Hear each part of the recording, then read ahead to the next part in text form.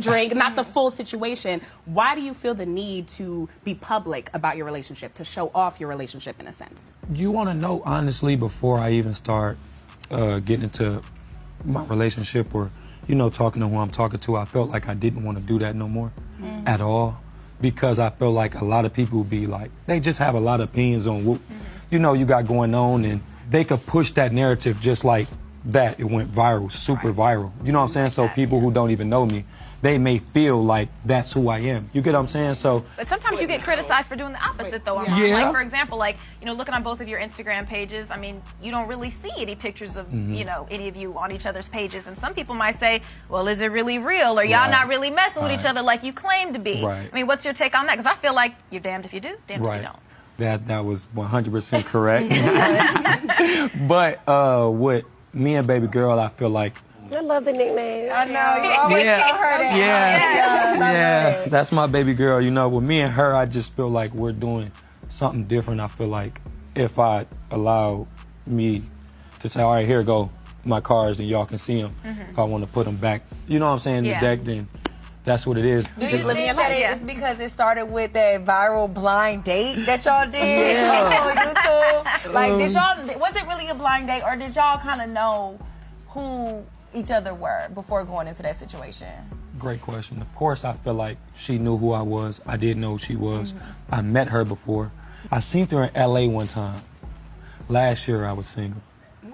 You know. And I just knew. I'm like, no, I wasn't flying. I just knew. I'm like, yo, like, she's like, you know, like the way, you know, we was.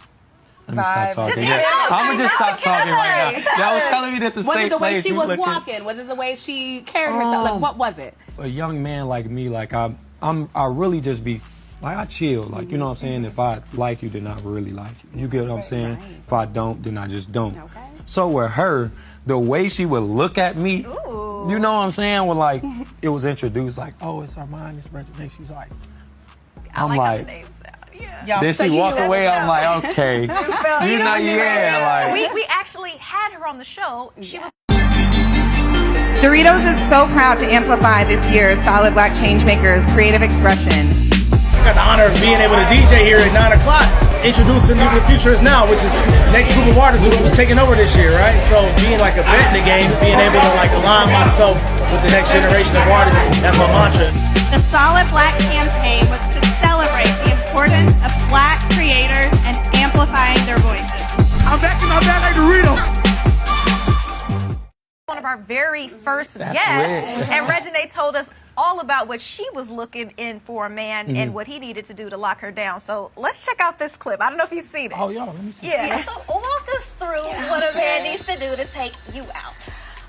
You know, pretty much, I want to feel like a queen for the day. Right. You know, that's what it is. You know, surprise me, spontaneous. Come pick me up with my clothes already picked out. You know, the driver already there. You don't even have to be there. Send the driver for me. Let me meet you at the date. That's pretty good, right? So did that happen? Was she talking about you this whole time? I feel like she was talking about me this whole time. I feel like she was talking I feel like you lived up to it for sure. I love that you actually listened to her because, you know, in order for you, because I like that you take her on dates that she's never been on before. And in order for you to know that, that means when she's talking and saying she's never done it, you're like, oh, okay. And that's a big part of communication, actually listening to your woman. 100%. I feel like if a woman is saying it more than, even if she says it once, then it's like, okay, I'm taking heed to that. You know what I'm saying? Like, we talk a lot about what Reginae wants and needed, and it's important. But why is it, or how does she fulfill you? Because I think it's equally important. If you're a relationship, it's a partnership. You both are kind of building each other up. Like, what does she do for you that other women probably didn't do in the past? Reginae, what she does for me, she do something to me like, I want to say she do something to like, how can I explain this? I feel like she makes you better and you're more vulnerable. I'm so sorry. I need a little help because I'm telling y'all, I never experienced it before. I never really had a friend or like, you know, someone that I'm friends with and that become you know, like it started as friends first. yeah, like that's really my friend. That's dope. Well, Armand, your influence throughout social media is crazy. I'm talking about you got 3.5 million subscribers on Instagram and over 1.3 million on TikTok. Like, how do you maintain the balance with dating, with life, with mental health? Like, what is that like for you? I just do it. Hey, Yeah, I just do it. I mean, does it ever get overwhelming at times? It does, but I feel like with me being raised how I was raised, even just with everything that come into play with this, I just feel like it'd be cool to me. Like I could never want, you know, I'm from nothing, so everything is a game. Well, I want to make sure we double down on the mental health piece because you've spoken about that before, specifically as it relates to like Black influencers, creators, people in the entertainment world, male influencers. Like, what did you or why did you decide to say this is something that I'm going to advocate for? Was there a specific situation in your life that happened that made you take mental health even more seriously than you've done in the past?